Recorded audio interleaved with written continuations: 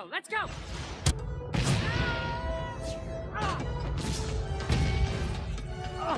I got something kind of big.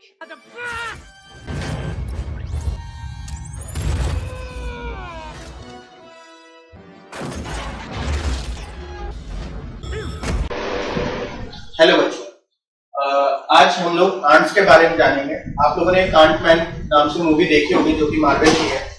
तो ants की study को क्या कहते हैं, वो होता है मिर्मैकोलॉजी। और उसमें आपने देखा होगा कि एक डॉक्टर पिम होते हैं जो कि अपने ब्लू पार्टिकल के थ्रू उन चींटियों को बड़ा कर देते थे, उनके साइज बड़ा कर देते थे। इससे होता क्या था कि जो प्रेडेटर आंट्स थी, जो कि पसंद भी होती थी अपने साइज को बड़ा करना, वो ज्यादा इसके लिए इफेक्टिव होती थी और उनके जॉस की स्पीड का मूवमेंट भी काफी बढ़ जाता था, लगभग 35 to 64 मीटर पर सेकेंड। इसमें उनके मैंडिबल्स जो बड़े होते थे, वो मैंडिबल भी काफी हेल्प करते थे। मैंडिबल से सबसे ज्यादा हेल्प उनको कब मिलती थी, जब उनके ऊपर कोई उनसे भी बड़ा प्रेडेटर अगर आ जाता है, जैसे कि आंट लायन। तो जब वो उनको पकड़ने की कोशिश करता है तो वो अपने मैंडिबल्स जो कि यहाँ पे निकले होते हैं, उनके थ्रू एक रिकॉइल करती है। रिकॉइलिंग वैसी होती है जैसे जब हम एक शॉटगन चलाते हैं तो हमें कंधे पर एक धक्का लगता है, सेम वैसे वो भी पीछे की तरफ उछल के भागती हैं, जिससे वो बच पाती हैं। तो उनके मैंडिबल्स उनके प्रोटेक्शन का भी काम कर पा रहे होते हैं।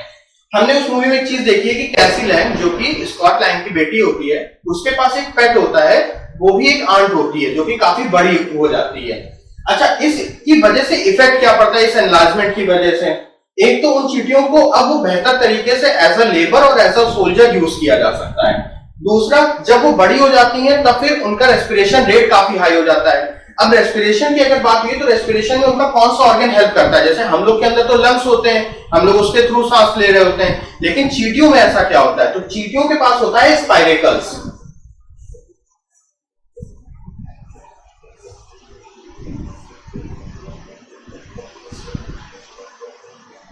यहां पे हम देख सकते हैं स्पाइरेकल्स, उसकी एब्डोमेन की मसल्स के पास ओपनिंग्स होती हैं जो कि स्पाइरेकल्स कहलाती हैं। वो डायरेक्टली जो है वहां से एयर डिफ्यूज होकर अंदर मसल्स में पहुंचती है, वहां से उसके साइनसेस में, जिसमें ओपन सर्कुलेटरी सिस्टम के थ्रू उसका ब्लड फ्लूइड जो कि हीमोलिम्फ कहलाता है वो फ्लो कर रहा होता है।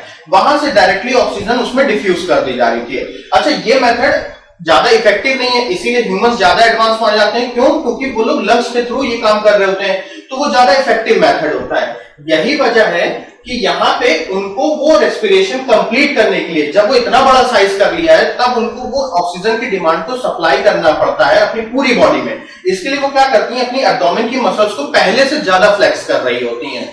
और इसी चीज से बचने के लिए डॉक्टर पिम जब भी अपनी आंट्स को साइज बड़ा करते थे, तब फिर वो उनको एक फुल्ली वेंटिलेटेड या खुले एरिया में रखते थे, ताकि ऐसा ना हो कि ऑक्सीजन की कुछ कमी पड़ जाए और वो एक एनारोबिक रेस्पिरेशन के थ्रू सफोकेशन के चलते मर जाए।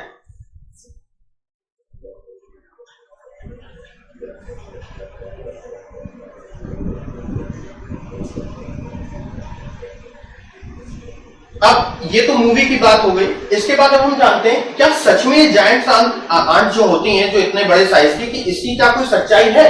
तो हाँ, सच्चाई रह चुकी है। अगर आज से हम 5 करोड़ साल पीछे जाएं तो कुछ आंट्स के ऐसे फॉसिल्स मिले जो कि लगभग हमिंग बर्ड के साइज के थे। फिर और 31 करोड़ ईयर्स पीछे अगर जाएंगे तो जो आंट्स के साइज अप्रोक्सीमेटली कैलकुलेट किए गए, वो लगभग एक पिजन या कबूतर के साइज के आकार के थे। इसके पीछे रीजन क्या हो सकता है? इतना बड़ा साइज कैसे अटेन कर लिया और आज की डेट में क्यों नहीं है? उस समय क्या होता था कि जो स्वाइन फॉरेस्ट थे वो पहले से ज्यादा थे और वो पहले से ज्यादा फोटोसिंथेसिस करके ज्यादा से ज्यादा ऑक्सीजन एयर में प्रोवाइड करते थे। उसके अलावा जो बैक्टीरिया थे, वो लोग भी जब डिकम्पोजिशन करते थे ऑर्गेनिक मैटर का, तो ऐसा मेथड होता था जिसके थ्रू थोड़ी लीस्ट क्वांटिटी में हमारी CO2 जनरेट होती थी। इसकी वजह से होता क्या था, एटमॉस्फेयर में ऑक्सीजन ज्यादा होती थी और CO2 थोड़ी कम होती थी। अब ऑक्सीजन की सप्लाई अगर भरपूर मात्रा में है तो जो भी उस समय आर्थ्रोपोड्स थे वो पसंद करते थे कि हाँ, साइज बड़ा करते चलो, हमारे पास पूरी की पूरी सप्लाई है ऑक्सीजन की। अब आज की डेट में क्या हुआ, धीरे धीरे समय के साथ ये ऑक्सीजन की सप्लाई कम हो गई। अच्छा, इसी दौरान अगर देखें तो चींटियां मेटामॉर्फोसिस करती हैं। मेटामॉर्फोसिस क्या होती है? मेटामॉर्फोसिस वो होता है जिसमें एक लार्वा अपने आप को प्यूपा में कन्वर्ट करता है और फिर प्यूपा से एडल्ट तैयार होता है। ठीक है, तो इस मेटामॉर्फोसिस के दौरान जो लार्वा और प्यूपा होते हैं वो थोड़े, अगर आज की डेट में इतने ही बड़े होते और ऑक्सीजन की सप्लाई कम होती तो वो पहले से ज्यादा लेथार्जिक होते, आलसी होते, तो वो इस वजह से काफी आसानी से शिकार बन सकते थे। तो ये समय के साथ जब नेचर ने देखा कि ये सही नहीं बैठ रही ये बात, तो आंट्स ने अपना साइज खुद ही रिड्यूस कर लिया। आज की डेट में अगर बड़ी चींटियों की कोई बात करें तो एक ही स्पीशीज सबसे अच्छे से एग्जिस्ट करते दिखती है, वो है सेंट्रल और साउथ अमेरिका में पाई जाने वाली बुलेट आंट्स। इस चीज को लेके एक रिसर्च भी करी गई, रिसर्च हो रही है यूनिवर्सिटी ऑफ कनाडा में, जिसमें ये हमें पता चला है कि अगर कुछ आंट्स के खास तरीके के रेगुलेटर जीन्स में हम कुछ चेंजेस करें, वो चेंजेस क्या होंगे, डीएनए जो होगा वो उस हिस्से का ज्यादा से ज्यादा मिथाइलेटेड कर देंगे, उसमें मिथाइल ग्रुप्स के ज्यादा से ज्यादा एडिशन कर देंगे।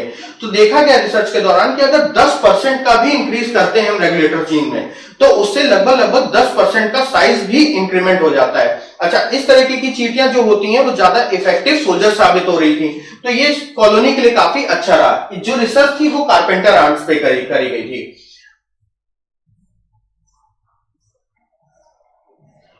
यहां पे हम देख सकते हैं जिस समय की बात हो रही है, जब चींटियां इतनी बड़ी होती थी, तो वो कार्बोनिफेरस और पर्मियन पीरियड के आसपास का टाइम था, जो कि 31 करोड़ के आसपास आता है।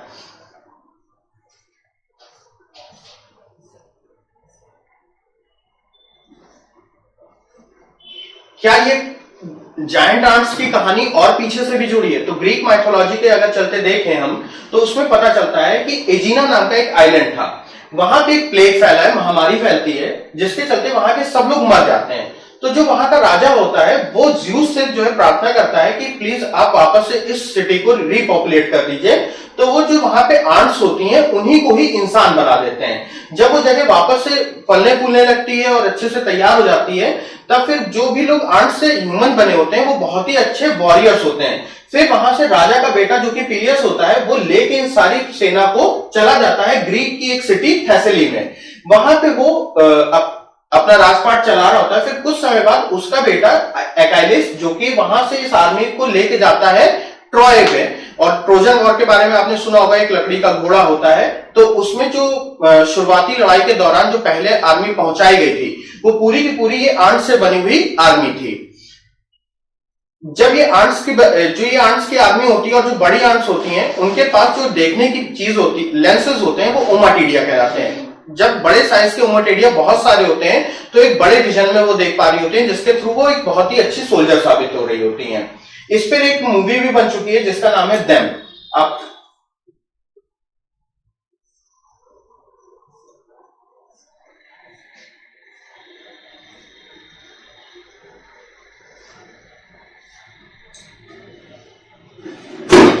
अब हम लोग जानते हैं एक रिएक्शन के बारे में।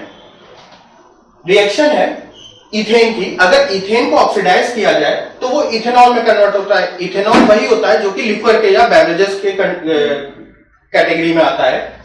अब इस इथेनॉल को जब हम कंज्यूम करते हैं तो वो हमारे शरीर में जाके ऑक्सीडाइज होती है। सबसे पहले वो बनती है एसिटाल्डिहाइड।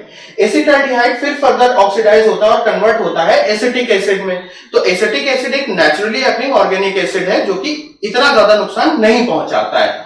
लेकिन अगर हम बात करें मीथेन की, तो मीथेन का ऑक्सीडेशन अगर हम कराते हैं तो मिथेनॉल मिलता है, और उस मिथेनॉल का ऑक्सीडेशन करेंगे तो फॉर्मल्डिहाइड, और फॉर्मल्डिहाइड का ऑक्सीडेशन करेंगे तो फॉर्मिक एसिड मिलता है। ये सेम प्रोसेस हमारे शरीर में भी हो सकता है। लेकिन इसमें कहानी चींटियों से कहां जुड़ी है?